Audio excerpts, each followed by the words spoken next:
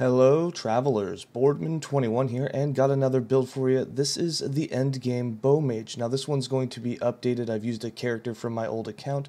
This is an update to the previous version. Not a lot has changed. The skills and the passives are basically the same, but legendaries have really changed what you can do with the build and what you could wear possibly if you find the right pieces, and that's what we'll be discussing a lot of in this. But I'll go over the skills and all of that just in case you've never seen the build before. But again, when we go to the inventory area, I'll tell you exactly what you're looking for when it comes to all those legendaries that you could now have and possibly make the build even stronger than it was before. Now this build can do 300 plus corruption, and if you're really skilled with it and you use decoy and smoke bomb correctly, you can also do tier 4 Jorah as it works there too. It's not the tankiest build, it can be squishy. It comes down to how fast you can move with shift, dodge attacks, and just kind of what your skill level with the game is. It does a ton of damage as well though. As you can see, you just use Flurry to proc Multishot, you do a bunch of hits with a bunch of projectiles, and then you just have icicles, which are your main damage source, that attack everything and just pierce and go like 2 screens, and that allows you to do huge damage and a huge AoE and clear through echoes extremely quick. This is good for bosses, arena, and clearing through echoes. But let's go ahead and get into the skills, the interactions, and then legendaries and how it all works. For skills, I'm running Shurikens, Shift, Smoke Bomb, Flurry, and Multishot. Now, for Shurikens, we have this set up a little bit differently than we normally do, thanks to some advice that we got in-game, but we have 3 points in Alacrity, 4 points in Ethereal Blade, so there's a 100% pierce chance. We're going to be having them spin around us, so this will make them not disappear. However, they will only hit the same enemy one time. 1 point in Thin Shurikens for additional ones, 1 point in Blade Shield so that they are cast around you for a 3-second duration, 4 points in Floating Blades to increase that duration by 60%, so it's almost 5 seconds. 3 points in Bladed Armor for 30% increased armor per shuriken that's spinning around you. Shift will automatically proc these and give you 5 of them, so you'll have 150% increased armor every time that you shift for 5 seconds, basically, which is really nice and it's going to increase your survivability. Then we changed things up and went with 2 points in Skilliant Steel, 1 point in Acrobatics. This does give it a 5-second cooldown, but when you proc them through shift, this cooldown is bypassed, which is the same thing like when you're in Werebear and you're using Maul and you proc Entangling Roots when it has a cooldown. It bypasses that cooldown. And then 1 point in Exuberance so that you get haste on hit with shurikens. Now you get haste on hit from several other things, but this one's really nice because you can shift. You get haste for a 1.5 seconds from momentum inside shift, and then when the shurikens hit an enemy, you're guaranteed to have shift again, and as you just keep hitting enemies, you can just keep running with haste, so it's a really nice boost of speed. Then for shift, we have this set up to proc shurikens, to give you a bunch of dodge, and then of course to give you that haste and heal you when you shift. So we have 2 points in shadow recuperation, so you're healed when you shift, 5 points in sleight of hand, so you have 5 shurikens that are procced and spin around you for 5 seconds, 4 points in swift recovery to make it cheaper to use, 3 points in momentum, so you gain movement speed, and momentum gives you the most. It gives you 50% increased movement speed for 1.5 seconds. And then we have 1 point in Shadow Slip, so you're invulnerable while you shift. So if you're doing something like Lagan's Beam, you get trapped, you can actually shift through it and not be hurt.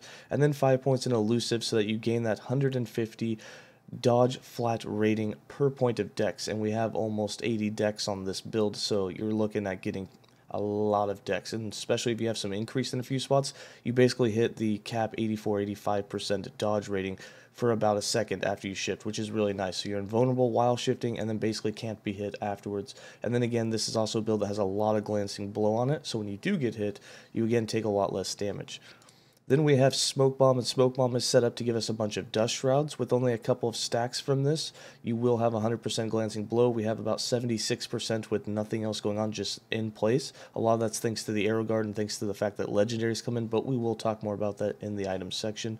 But for Smoke Bomb, we have 1 point in Shrouded in Darkness, 4 points in Rapid Concealment, so we get a bunch of Shrouds every second, 1 point in Thick Smoke to slow enemies, 4 points in Eroding Fumes to apply Armor Shred stacks to the enemies that it hits, or that come inside the Smoke Bomb, Lingering Fumes so it lasts as long as possible, 1 point in Concealed in Carnage so that we get a stack of Crimson Shroud, which is going to increase the bleed chance we have, which doesn't really matter, but it does make us take less damage over time, which is the big boost. And then 4 points in Generosity, so there's a huge starting area, and this gives us a big area to work in, especially when trying to dodge mechanics from bosses and enemies. Then for Flurry, which we do have +2 levels for, which you don't need, but I'll take the 2 points out that you don't need at the end. But the way we have this set up is we have 3 points in alacrity for attack speed. You want as much attack speed as possible. It does scale even though we're channeling it with attack speed. 1 point in boundless blows, 2 points in 𝐓𝐰𝐲, 1 point in fuel slade, and this gives us a multi-shot to proc every 4th one. It does increase the mana cost, but with 2 points in blood reverie, 1 point in second wind, and then 2 points in sap willpower, as long as you're hitting enemies, your mana will stay pretty full. It will slowly drain. The closer you are to an enemy or the more enemies you're hitting, the more your mana will kind of just stay even. So you don't want to channel it infinitely, but you can channel for a very long time with it. And then of course you can always shift around and get your mana back and then keep using it.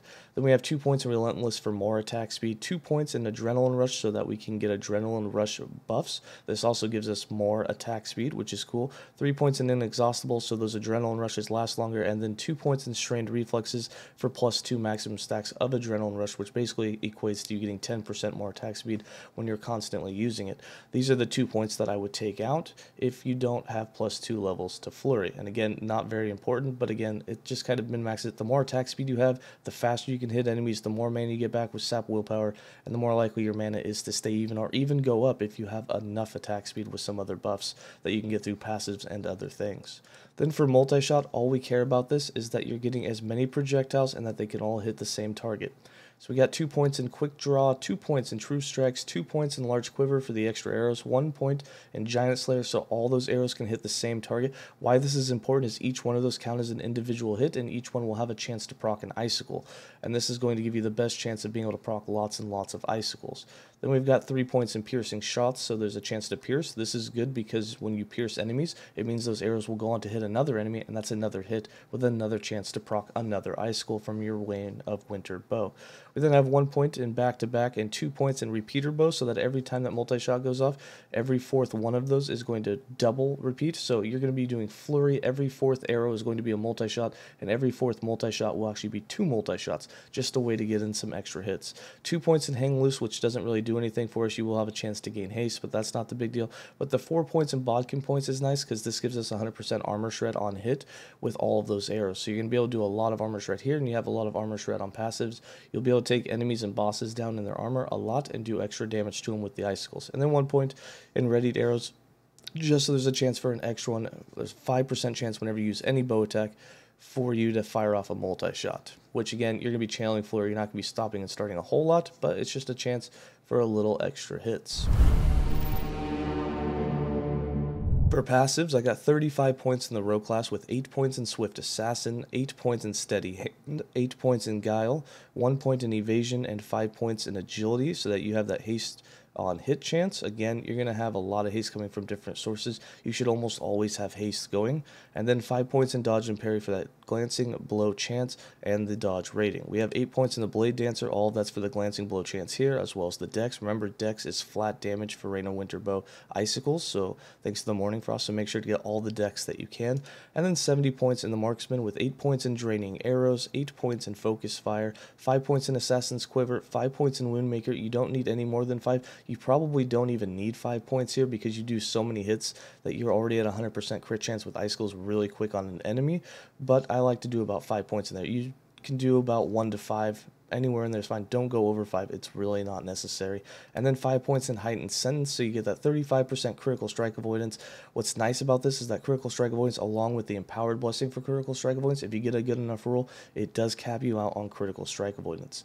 We then have 8 points in concentration, 5 points in meditation, 5 points in reflection, 10 points in thief's quiver, 1 point in arrow storm, 1 point in barrage of pain, 5 points in perfect aim. What's nice about this, the critical strike multiplier, what's nice about that is it makes the icicles hit harder. Remember, with the critical strike vulnerability, you're going to get to 100% crit on enemies, rares, bosses really quick within the first second of attacking, and this is just going to make those icicles hit much harder. And we also have 2 points in ethereal arrows and 2 points in master archer because you want those additional multi-shot arrows. For the inventory for our uniques, our legendaries, our items, our idols, You want the Mourning Frost boots. Again, this is where legendaries really open up things. So you do want some LP on these. What you can get on there is Dex, which is going to give you additional flat damage. You can get hybrid health, or even more of a resistance that you want. Or if you want to move faster, you can even get movement speed. So even a 1 LP with any of those stats is going to be good. Obviously, a 2 or a 3 LP is going to open up a lot of things for you to do, including increase your survivability. Dex is going to give you dodge and more damage. So big things you can do there. For the Reign of Winter bow, again, LP on this is awesome. You can get, I believe, attack speed, bow attack speed, which is going to allow you to attack faster. You can get armor shred on hit, frailty on hit, and I believe you can also get either cold damage or spell damage, which would increase the damage you do. I don't think spell damage rules on it, but you can get cold damage, which would be really nice to increase your damage as well. And then the last one is the arrow guard.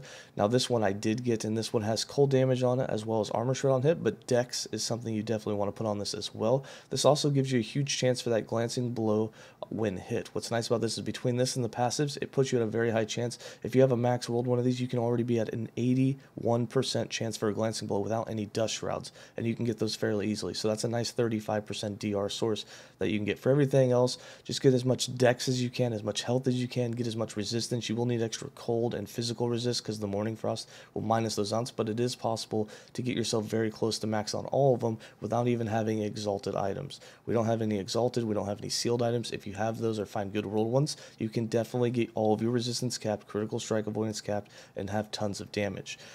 For the helm, we went with armor shred on bow hit. Again, you could just do increased damage with a bow, Dex, health here. The bone amulet's awesome because it gives you a ton of physical and necrotic. You want increased cold damage, and again, armor shred or frailty on hit are two things you definitely want to make sure you have a little bit of somewhere on your gear.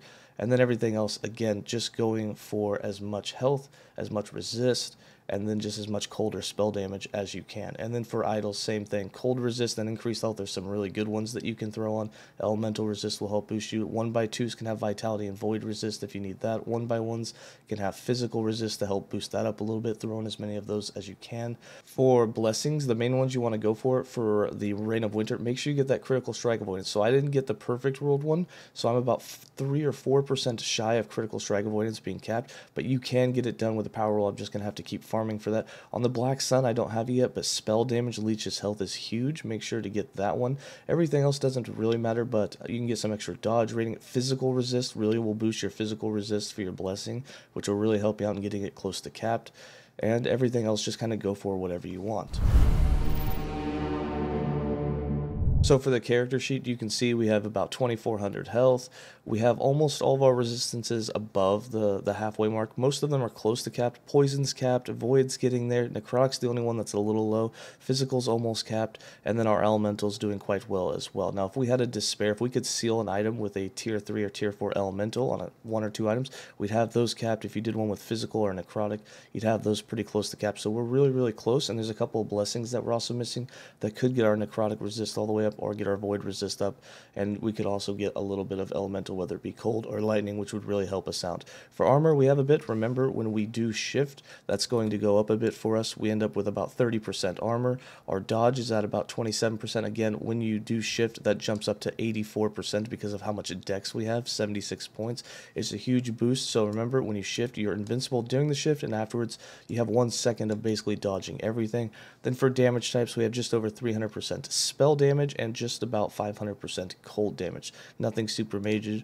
And then for defense, you do want to cap endurance. We haven't capped ours yet. Again, another seal to fix on something, or if we had some exalted rolls, you could get your endurance capped. And we are a little shy on critical strike avoidance by 4%. What we need to do there is just rerun the Reign of Dragon and be able to get a higher roll on that, and then you would have that capped out. For the glancing blow, we're sitting at 76%. Again, if you had a perfectly rolled arrow guard, you could get 5% more, which would put you at 81%. You only need 4 to 5 dust shrouds here to be capped. Now remember, if you throw down a smoke bomb, for instance, you're going to be capped in no time, just a couple of seconds in there, and look, you're already over 100%. You're guaranteed that 35% DR against hits. It's really easy to get that really big smoke bomb, really helps you with that. And you can also have it to where when you get hit, you have a chance to proc dust shroud. So if you get hit a few times, you get a few that way, you'll have that DR thanks to that. And for how to play the build, all you do is you shift around. You can throw down a smoke bomb if you're in trouble, or a boss mechanic's coming up. You can throw on a decoy. The shurikens you don't ever manually cast; those are automatically procced when you shift. And all you want to do is get in the face. So there's a big difference between being away, as you can see here. If I'm far away and I attack the training dummy, my mana drops down at a decent rate. It's pretty close, and the reason why is because only so many projectiles are hitting the training dummy. However, if you get close, if you get into the face of enemies and you attack, all of your projectiles are going to hit, and you'll see that my mana does not drop anywhere near as fast. So this technique, like right here, where my mana is just barely dropping, just barely, you can basically channel the entire time. This is what you want to do against bosses. You basically want to get as close as possible, so as many projectiles as possible are hitting it. That gives you your mana staying full. This also gives you the highest chance to proc as many icicles as possible. Again, staying that close means that you're going to be in melee range, and you got to make sure that you're not taking big hits, because you are a little bit squishy. So throw it on that smoke bomb, throw decoys out there, and then hit the enemy as much as you can as close as possible. And then for how to level the build, I have a 1 to 75 for this that gets you set up all the way to the point where you would put on the Reign of Winter and have it all come together. I'll link that in the description below. It'll also be in the written guide.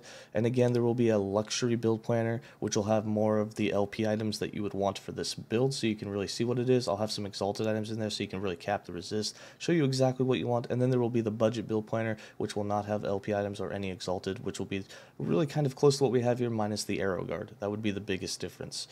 But that's going to be it for this guide. Hope you guys enjoyed it. As always, stay safe and enjoy some gameplay.